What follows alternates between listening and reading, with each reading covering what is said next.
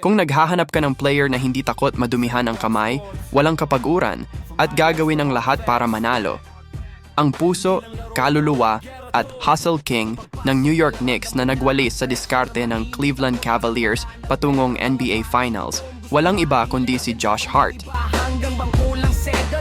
From Villanova Wildcats 2013 to 2017. Hindi lang basta player si Hart sa college, isa siyang champion. Pinamunuan niya ang Villanova para makuha ang 2016 NCAA National Championship. Dito pa lang, naitanim na sa kanya ang kultura ng sakripisyo, depensa, at matinding box-out sa rebounds kahit guard ang posisyon niya. Kabatch at kakampi niya rito sina Jalen Brunson at Mikal Bridges, ang sikat na Nova Knicks core ngayon. Drafted siya bilang round 1, pick 30 noong 2017 ng Utah Jazz, pero agad na trade sa Los Angeles Lakers.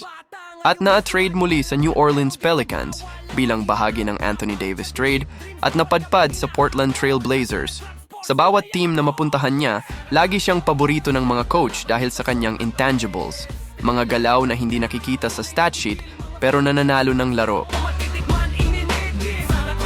Noong February 2023, kinuha ang kanyang serbisyo ng New York at doon nagkasama-sama muli ang mga Wildcats boys. Swak na swak si Hart sa seryoso, pisikal at madugong sistema ni Coach Tom Thibodeau. Kilala si Hart sa paglalaro ng halos 48 minutes kada game sa playoffs nang walang upuan.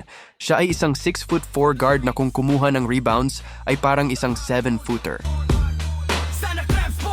Sa kasalukuyang playoffs kung saan winalis na ng New York ang Cleveland sa East Finals, si Josh Hart ang isa sa pinakamalaking mitsa ng kanilang pag-iyak.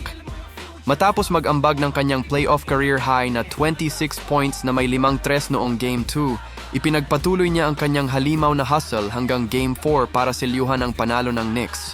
Si Josh Hart ang taga-depensa kay Donovan Mitchell at tagahabol ng mga loose ball sa sahig.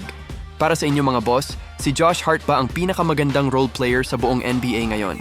I-comment ang inyong reaction sa ibaba at mag-follow para sa marami pang basketball contents.